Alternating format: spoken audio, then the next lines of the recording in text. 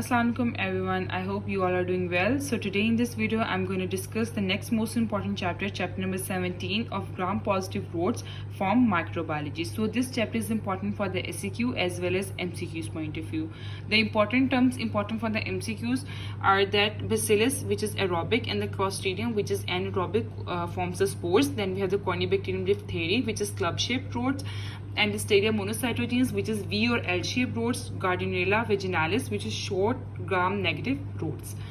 Then just give read to the introduction. Then we have the spore-forming gram-positive rods, in which we have the Bacillus anthracis. This is important for the SEQ point of view. We should know about all its three forms: cutaneous, pulmonary, and gastrointestinal.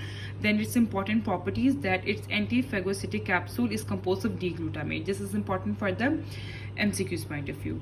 Then we have the transmission. Just give read to the transmission. Pathogenesis is again important for the SEQ point of view, in which we should know about the edema factor and the lethal factor and the mechanism associated with them. For example, edema factor causes the adenylate cyclase, which basically increases the cyclic AMP, and then it causes the edema. Then we have the lethal factor, which is a protease. And this hemorrhagic meristinitis widening on the X-ray, this is important from the diagnostic purpose. Scenario में भी आता है, MCQs में भी आता है, so this is important that it is caused by the Bacillus anthracis.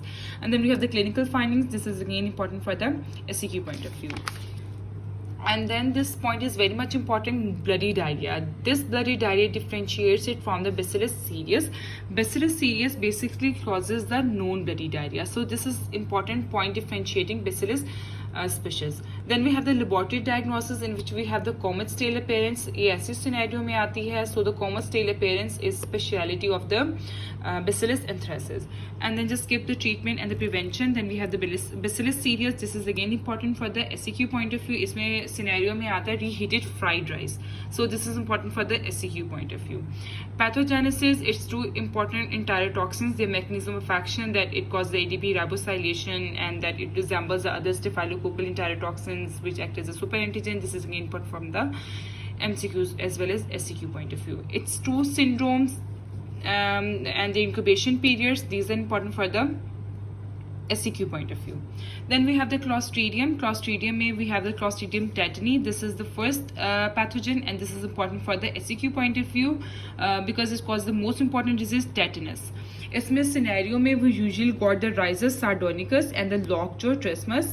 This is important for the SEQ point of view. Then we have the pathogenesis, in which we should know about the tetanus toxin. It is one of the most dangerous toxin. The mechanism of action is also important. And then iski laboratory diagnosis में only one thing is important, which is tennis racket. This is again important for the MCQ's point of view. And then we have the Clostridium botulinum. This is important for the MCQ's point of view. Its transmission, and that its toxin is heat labile. Its pathogenesis, that it blocks the release of acetylcholine, and then the two spasmodic muscle disorders which are associated with them, torticollis and the blepharospasm. Then clinical findings for the MCQ's point of view, laboratory diagnosis for the MCQ's point of view. Then we have the Clostridium perfringens, in which we have the disease gas gangrene. This is important for the MCQ's point of view. Transmission, again MCQ's point of view. Clinical findings for the MCQ's point of view. And then we have the pathogenesis of the food poisoning. Isme we should know about the enterotoxin, that it acts as a superantigen. And then we have the Clostridium difficile. This is again important for the MCQ's point of view. इसमें we only got that it is antibiotic associated pseudomembranous colitis. ये MCQ's के लिए important है. So this is important. Give read for the MCQ's purpose. And then we have transmission. Just give it a read. Pathogenesis, we should know about its exotoxin A and B, that they are glucosyl transferases. And then it's laboratory diagnosis again for the MCQ's point of view.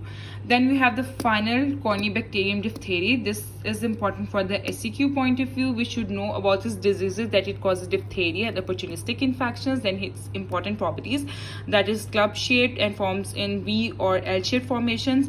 And the most important property is that it forms a granules which stain metachromatically. Scenario में ऐसे ही आता है, the granules which stain metachromatically. Then we should diagnose that it is Corynebacterium diphtheria. तो इसकी transmission आ जाती है. Its pathogenesis is important. Their mechanism of action are important.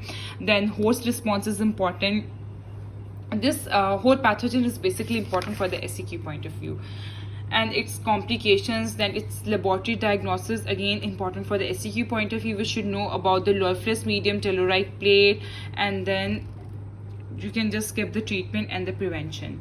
Listeria monocytogenes, just read it for the MCQ's point of view. It is not so important pathogen. You can skip the Gardnerella vaginalis. So this is all about chapter number 17, gram positive roots. So thank you so much for watching the video. Allah Hafiz.